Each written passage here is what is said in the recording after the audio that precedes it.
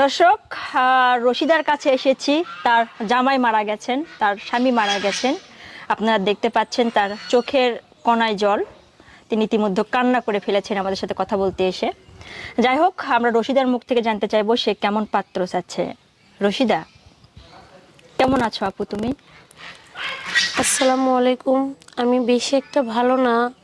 তো আমার স্বামী মারা গেল প্রায় 2 থেকে 2.5 বছর চলতেছে। তো আমার একটা মেয়ে আছে। অনেক তুমি কি এখন স্বামীর বাড়িতে আছো নাকি বাবার বাড়িতে আছো? বাবার বাড়িতে আছি। তারপর একটা মেয়ে আছে, মেয়ের বয়স কত? আমার মেয়ের বয়স হচ্ছে 4.5 বছর। 4.5 বছর। তোমার বয়স কত? ছোটতেই বিয়ে হয়েছিল? হ্যাঁ, আমার অনেক ছোটকালে বিয়ে হয়েছে। আমার রানিং 22 চলতেছে। রানিং 22 চলতেছে। দর্শক, রশিদার কিন্তু 22 বছর চলছে এবং তার স্বামী মারা গেছেন, একটা মেয়ে রয়েছেন।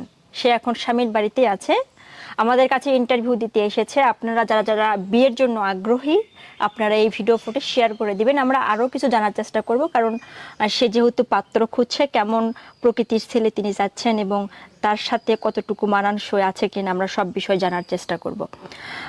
আপনারা দেখছেন তার মনটা অনেক খারাপ, কিন্তু তার জামাই মারা গেছেন। তিনি কিন্তু ভালোবেসে তার জামাইকে বিয়ে করেছিলেন, আমাদের সাথে একটু আগে তিনি বলেছেন। আচ্ছা রশিদা,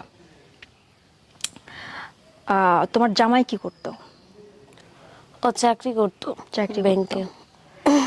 এখন তুমি কি করছো, মানে কি করে পরিবারটা তোমার চলছে? আমি এখন বর্তমানে একটা ছোটখাটো চাকরি করতেছি, করে আমার মেয়েকে নিয়ে কোনো রকম দিন পার করতেছি আর কি। তোমার জামাই ব্যাংকে চাকরি করতো। আচ্ছা, তুমি এখন জামাই বাড়িতে আছো, তোমার ফ্যামিলি থেকেই কি তোমাকে বিয়ে দিবে? হ্যাঁ, আমার শ্বশুর বাড়ি থেকেই সবাই বলতেছে যে যেহেতু মেয়েটা ছোট আর অল্প বয়সে জামাই মারা গেছে, একটা বিয়ে শাদীর দরকার আছে। কারণ মানুষের নানান ধরনের কথা বলে। রশিদা, একটু একটু কথা আছে, তুমি একটু লাউডলি কথা বলো, কারণ আমার কাছে তো মাইক্রোফোন আছে, বলো। ও আচ্ছা। তো আপু বুঝিনি, এরকম একটা ঘরে জামাই না থাকলে অনেকে অনেক ধরনের নানান কথা বলে, ভালো খারাপ সব মিলে বলে। তো এগুলো কথা শুনতে শুনতে মনে করেন আমি অতিষ্ঠ অতিষ্ঠ হয়ে যাইতেছে, যে শোনার মতো ভাষা আমার নাই। তো পরে আমার শ্বশুর বাড়িতে আমি সবার সাথে কথাগুলো শেয়ার করলাম। পরে বলতেছে যে ঠিক আছে, দেখো তুমি যদি কোনো একটা মনের মানুষ পাও যে তোমাকে বুঝবে, তোমার থেকে তোমার মেয়েকে বুঝবে, নিজের সন্তানের মতো ভালোবাসবে, এরকম যদি কাউকে পাও তাহলে বিয়ে করো, বিয়ে করে আমাদের ফেলো। কোনো আচ্ছা, তুমি বিয়ে করতে চাচ্ছ যেহেতু, তুমি কতদিনের ভিতর বিয়ে করবে? যেহেতু বিয়ে করতে চাইতেছে, আমি যত তাড়াতাড়ি একটা ভালো ছেলে পাবো তত তাড়াতাড়ি বিয়ে করে নেব। যত তাড়াতাড়ি, ধরো 15 দিন কিংবা 1 মাস। হ্যাঁ, হলে সমস্যা নেই। যদি 1 সপ্তাহের ভিতরে হয়ে যায় তাও কোনো সমস্যা নেই। সমস্যা নেই। আচ্ছা, কারণ আমি চাই যত তাড়াতাড়ি বিয়ে করব তত তাড়াতাড়ি মানুষের কথাগুলো বলা বন্ধ করে দিবে। আচ্ছা, তোমাকে কি বিয়ে করলে তোমার যে মেয়ে আছে সেই মেয়ের কি দায়িত্ব নিতে হবে, এমন কিছু? হ্যাঁ, অবশ্যই দায়িত্ব নিতে হবে না? হ্যাঁ, আমার মেয়েকে ভালোবাসতে হবে নিজের সন্তানের মতো। আচ্ছা, তুমি জামাই বাড়িতে আছো? হ্যাঁ, আমার মেয়ে। এখন তোমার জামাইয়ের কোনো ভাই আছে কি?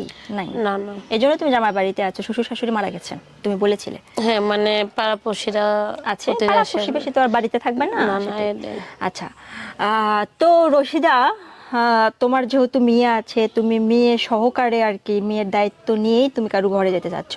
তো দর্শক, আপনারা ইতিমধ্যে কিন্তু জানলেন তার একটা মেয়ে আছে এবং সে কিন্তু মেয়ের দায়িত্ব নিয়ে বিয়ে হতে চাচ্ছে। এমন ছেলে যদি থেকে থাকেন, সে বিয়ে করবে। ধরো ছেলের বউ আছে, কিংবা ধরো ছেলের বউ মারা গেছে বা ছেলের ডিভোর্স হয়ে গেছে, তোমার মতো আর কি দুর্ভাগ্য, তাহলে কি সেক্ষেত্রে সেই ছেলে তুমি চয়েস করবে? চয়েস করতে বলতে আপু, যদি ছেলের বউ না থাকে, তার যদি আগে সন্তান থাকে, সে যদি আমার তার সন্তানের মতো ভালোবাসে, আমি তার সন্তানকে আমার বাচ্চার মতো সন্তানের মতো আমি মানুষ করব বা দেখাশোনার সব দায়িত্ব নেব। আর যদি বউ থাকে তাহলে আমি এই ঘরে যাব না। বউ মারা গেছে বা বউ চইলা গেছে এরকম হইলে আমার কোনো সমস্যা নেই। কারণ আমি তো নিজেও এরকম একটা মানুষ। কারণ আমারও তো স্বামী মারা গেছে। কারণ যে আমাকে বুঝবে আমারও তাকে বুঝতে হবে। তো দর্শক, আপনারা ভিডিও ফুটেজটি শেয়ার করে দিবেন রশিদার ভালোর জন্য, এবং সে চায় খুব দ্রুত বিয়ে করতে। আপনাদের নিকটস্থ যদি কেউ বিয়ের জন্য থেকে থাকেন এবং রশিদার সই যদি মনে হয় যে মানানসই, তাহলে ভিডিও ফুটেজটা শেয়ার করে দিবেন। আচ্ছা রশিদা, তোমার জন্য আমরা দোয়া করছি।